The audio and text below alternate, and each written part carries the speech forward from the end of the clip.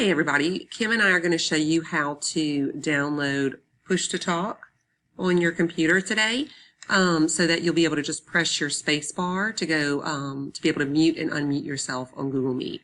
So the first thing you need to do is go to the Chrome Web Store.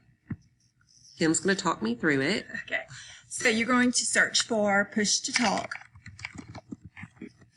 Okay. And there it is, the little monkey you can add to Chrome. Extension. Add extension.